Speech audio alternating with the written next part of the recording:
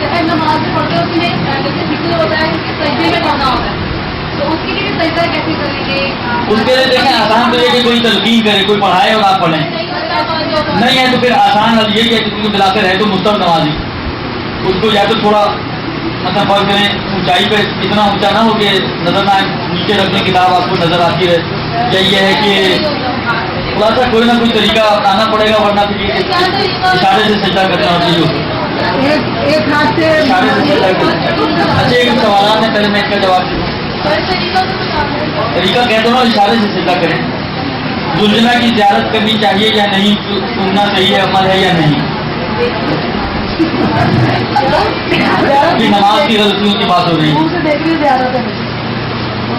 خود دیکھیں بلاخر شاعر خدا میں سے بعض فقہاء نے بہت ساری چیزوں کو جو آپ کی اداکاری کا حصہ ہیں ان کو شاعر خدا میں سے قرار دیا ہے، لہٰذا زیارت کرنے میں سننے میں کوئی حرج نہیں ہے، یعنی اس کو دین کا حصہ نہ سمجھیں کہ یہ دین ہے اور شریعت نے آپ کو کہا ہے۔ اگر آپ اس کو عقیدت کے عنوان سے اور احترام کے عنوان سے اگر آپ شروع ہیں تو کوئی مشکل نہیں۔ چہرہ چھپانا واجب نہیں ہے مگر پاؤں چھپانا واجب ہے، پلیز ایک دو وجوہات بتا دیں تاکہ ہمارے پاس جواب موجود ہو۔ اس کا جواب مجھے نہیں معلوم، اس کی ایک وجہ صرف یہ ہے کہ جو روایتوں میں آیا ہم اس کے تابع ہیں۔ کیوں ایسا ہے کہ چہرہ چھپانا واجب نہیں ہے اور کیوں پائے چھپانا واجب ہے، یہ اللہ کو پتہ ہے اور اللہ کے رسول کو پتہ ہے اور آئمہ کو پتہ ہے۔ ہمیں آئمہ نے یہ کہا ہے کہ بھائی یہ ہونا چاہیے، یعنی فقہاء جو آپ کو مسئلہ بیان کرتے ہیں یہ وہ چیز ہوتی ہے کہ جو قرآن و روایات سے انہوں نے سمجھا ہوتا ہے اور قرآن و روایات کا نچوڑ ہوتا ہے جو آپ کی خدمت میں پیش کرتے ہیں۔ یعنی یہ فقہاء یہ کہہ رہے ہیں کہ قرآن و روایات سے ہماری سمجھ میں یہ آ رہا ہے کہ پیر چھپانا واجب اور چہرہ چھپانا اور ہاتھ چھپانا اگر زینت نہ ہو تو جائز ہے، چاہے چھپائیں چاہے کھول لیں، وہ بھی آگے پوری منع کرتے تھے۔ اب کیوں؟ اس میں کہ قرآن اور روایت سے ہی سمجھ میں آیا، کیوں اس میں کیا ہوتا ہے، کیوں شریعت میں کیوں نہیں ہوتی؟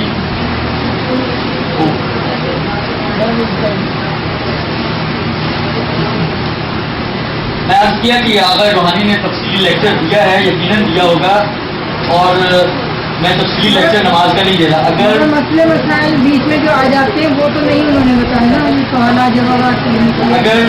یہ تو نہیں بتایا بیوی صاحب استطاعت ہے اور وہ حج پر جا رہی ہے اور اپنے شوہر کو بھی اپنے پیسوں سے حج کروا رہی ہے اور اس وقت وہ صاحب استطاعت نہیں تھا، حج کر کے آیا اور اگلی دفعہ وہ صاحب استطاعت ہو گیا، تو کیا اس کا واجب پچھلے حج سے ادا ہو گیا یا اب جبکہ وہ خود صاحب استطاعت ہوا ہے ادا کرنا ہوگا؟ اگر جو بیوی نے اس کو جو حج کروایا ہے وہ کوئی نیابت وغیرہ نہیں کروائی، مطلب بیوی نے کہا بھائی میں تو جا رہی ہوں، چلو تم میری اماں کا حج کر لو، تم میرے ابا کا حج کر لو، اگر اس کو حج بخش دیا ہے، یعنی سب نے بخشش کیا حج کی اور اس نے بھی حج کیا ہے واجب حج، تو کافی ہو جائے گا اور اب اس کے اوپر اپنی استطاعت سے حج واجب نہیں ہوگا، اس کی واجب ذمہ داری پوری ہوگی۔ جی سوال کیا تھا، میں نے سورہ مائدہ کا حوالہ دیا تھا کہ سورہ مائدہ میں دیا ہوا ہے 6 آیت میں کہ اپنے وضو کے دوران جب اپنے گھٹنے جو ہے وہ اپنے پاؤں جو ہے وہ ٹکنوں تک دھو نہیں دیا اگر مسا کرو تو سر وہ انہیں یہ سوال ہے کہ اگر مسا کرنے کا ہے ٹکنوں تک کا آپ لوگ ٹکنوں کو کیوں نہیں چھوتے؟ ہونے تک تو ہے، ٹکنے تو کیا ٹکنے تو سائڈ میں ہوتے ہیں، وہ تو وہاں تک تو ہوتا ہی ہے۔ کعبین دیکھیے ٹکنوں کا لفظ نہیں آیا وہاں پر،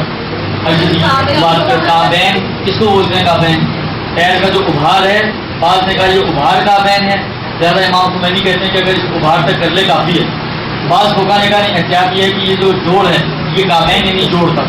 وہ جوڑ تک کہتے ہیں، آغا پوری اور آغا کسانی دونوں احتیاط لگاتے تھے جوڑ تک۔